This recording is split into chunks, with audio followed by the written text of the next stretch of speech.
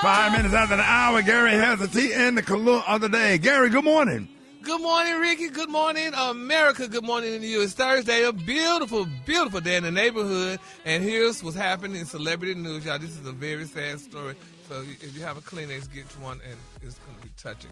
It's being reported, y'all, that Oprah Winfrey says that she's ending her South Africa Girls Academy, y'all, to reach more young women with scholarships.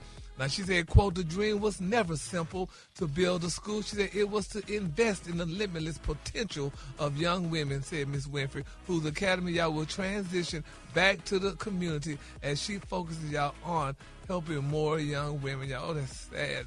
And this is the need to know. They're saying the Oprah Winfrey Leadership Academy of Girls in South Africa will be closing after 2027 and transitioning, y'all, its operation back to the local officials. They say Winfrey will instead, y'all, focus on an expanded scholarship program for girls there. Overall, there will be double the amount of girls, y'all, who will have access to education through this model, a rep said for Ms. Winfrey. Now, the South Africa school that Oprah Winfrey opened nearly 2 decades ago, y'all, will be closing, honey. And it's sad. She said, you know, even though she said, y'all, the dream was never simple to build the school, honey. She said, but it was to invest in the limitless potential of young women, Winfrey 72 said in a statement yesterday, honey. So, y'all, let's keep Oprah and all those girls in Africa, honey, that was going to the school, honey, lifted up in our prayer, honey, because, you know, I mean, that was a good thing. I'll never forget, I mean, watching Oprah Winfrey show, I remember when she opened the school, honey, you know, for those young ladies. But wait a minute. Well, Ricky, is her school near yours? No, I don't, where is her school? Hers, I think, is it in Johannesburg? Yeah, the school that I support is in Kenya. I support the AIC Girls School. Wow. In Kenya, and through Pastor Walter Solomon, who's a pastor out of Anderson, Alabama. He goes over to Kenya, and we send resources every year. And so we have done great things over the past 10 years at the AIC Girls School. So. I just looked it up. Wow, yeah. That's super cool. Yeah, 10 years. Yeah. So shout out to you, Pastor Walter Solomon. My Lord, y'all. So what'd you say, Beyonce? You had something? Oh, it's in South Africa, but they're saying that they're not physically closing it. It's just returning back to the government, and that was a part of their initial agreement. Yeah, that's what she said. And when they say returning back to the government, they said, I guess then those poor girls in Africa, they're gonna have to be the government had to pick them as opposed to Oprah, because Oprah used to hand pick them. Well, I thought to me it sounded like they focusing on scholarships, which means the children that really work hard to get a scholarship will get to be in school. Yeah, because they may have some girls in there now that's just going to be going because they're going to school. So she want people to be encouraged to want to be smarter and you know. Yeah, but the AIC schoolgirls are what we've done over the past 10 years through the help of Pastor Walter Solomon. I don't want to take credit. Saving girls from sex trafficking and arranged marriages. And we've been able to buy the girls shoes, mattresses, desks, fresh water. Nice. Been able to pay the teachers off, give them their salary a year in advance. And so I'm just, you know, man, doing that compared to some of the work that, we do over here, man, those kids over there really, really, really freaking appreciate any little thing that you give, and a little bit of money goes a long way. And the way those videos that they send back and how grateful and appreciative those kids and those teachers are. Hello, Mr. Smiley, and thank you for all you do. Because I've done work over here, over in the United States, and seeing the difference of the gratitude and the appreciation or whatever. I'm talking about, I remember being out on the football field doing stuff in the United States, getting the little boys haircuts, giving away backpacks, getting cussed out by mamas because they got 4 backpacks instead of 6.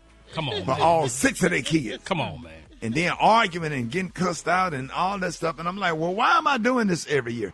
And I stopped doing it. I stopped doing it, and I started putting resources into people that appreciate it and that will take any little thing that you give them and run with it. So I just give God the glory. Shout out to Pastor Walter Solomon again.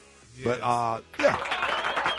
I'm not doing this to self-serving. Just like we talking about, because I don't talk about it much on the air. I don't really be talking about it. You wouldn't have talked about it just now, but I brought it up because I remember that's what you're doing it with. So, but I will say this: I wish and pray if I could be a part of it or do stuff. People need to start doing more stuff for boys too. I mean, they do a lot of stuff for girls, but it would be Steve nice. has a boys camp. Pastor Jamal Bryant doing a lot of things. Oh yeah, and all of the Divine Nine are got mentoring programs for the boys. I know Omega Psi Phi has it, Kappa Alpha Psi has it, Phi Beta Sigma has it, the Iotas. They are all doing mentoring programs for little boys or whatever, and getting them, haircuts, and not just haircuts and backpacks, but just teaching them how to exist and how to act and how to be. Like Oprah them did. Absolutely. Like y'all doing, teach them how to, because my thing is, and that may be something that's good, but we need to ring the alarm more on it, because I don't hear enough about it. And then, once a month, I go to the juvenile facility and talk to the kids that's locked up and eat lunch with them. I go in the lunchroom and sit down while they eating lunch and go and talk to those kids that's been locked up. Man, I can tell you some stories, man. I can tell you I went and have been to some of the funerals to some of these kids that didn't listen when I spoke to them at the last time I spoke at the juvenile facility, and then sitting up there at their funeral because they went out there and did whatever they did. They got them locked up, did it one more time, and suffered, and it cost them their life. And so a lot of people don't know undercover, man. We just really be out here trying to help these kids and trying to save lives and doing little stuff with little girls and etiquette and teaching them all kind of stuff, Gary. Yeah. I could talk about, but especially the Divine Nine, Men in Black. You got the what's the thing that y'all hosted, Gary? You went to Birmingham and hosted it. The Jack and Jill. Jack and Jill. Man, it's all kind of programs out here where people are here taking time and effort to give back to the community and help these kids and stuff. You know what I'm saying? Yeah, well, good. I just need to hear more, because I never hear. I mean, and like you said, all the organizations, the Divine Nine, all these people do stuff for boys, but I need to hear it more, not just me, but because you don't hear more. You hear more about the girls, which is a great thing, but boys need to know etiquette. Boys need to know how to, honey, those that's growing up in single-parent homes, they need to know how to treat a woman, honey, if a man is not there to show them that. They need to see all that stuff, because if they had more of that, it would be less crime with a lot of these doggone young boys and stuff, because they don't see it at home. You know, they say you see what you see or whatever. I saw a young man, and I swear, man, so many kids that came to him. I saw a young man at the jumping gym with his son. And they was at the jumping gym. He walked up and spoke to me and hugged me. I didn't know who he was. He said, Uncle Rick, I used to spend a night at your house. I used to come over with AJ. Used to make us do the Dougie just to get a haircut. And I said, wait a minute, I did what he said. Yeah. I said, can you still do it? And he jumped right on and started back doing it. But just to see him, and his dad was there. His dad said, hey, man, Rick, I'm a truck driver, man, and I was always on the road, but every time you let my son come over there and spend the night, raised with your nephews and your son, he said, man, I want to thank you for everything you did for my son. But here go the killing part. We got to talk about this one day, because that man walked up and loved on me and told me thank you or whatever, and was not intimidated by my presence in his son's life. And it ain't always like that. Because I got a lot of kids. I got kids that I raised where they biological dads hate my ass when they was locked up. Been locked up for 9-10 years, and trying to convince these kids that I'm a bad person, just the envy and the jealousy. Well, hell, I just ended up raising the kid because the kids didn't have a father. So I stepped up and tried and did the best that I could with what I had, whatever. But a lot of times in giving, everybody's not going to be grateful. So before you decide to open up your heart and your wallet to give, please understand that if you give to 10 people, two of them going to say thank you, and I really appreciate it.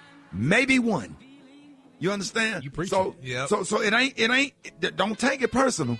But if God put it on your heart to do something, and you see something in a kid or whatever, and you want to do the right thing, you just go ahead and just do it. But don't expect nothing in return. Don't expect a thank you. And be surprised if somebody said thank you, and I really appreciate it. Be surprised, but don't be shocked if you get backlash for only doing what's right, because entitlement is real. Well, you could have did this, and you did this, and you didn't do this, and you didn't do enough of this, or whatever, this, that, and the other, or whatever. And you just have to do it, give, and take your hands off of it, and go and give and help the next person and keep it moving. Sha-la-la on that, Ricky. Sha-la-la. Sha-la-la, Sha-la-la. The color today, honey, is one of my favorite colors. My color today, y'all, is amber. On the high end, you say amber, and on the low end, you say beautiful golden brown. Sha-la-la, Ricky.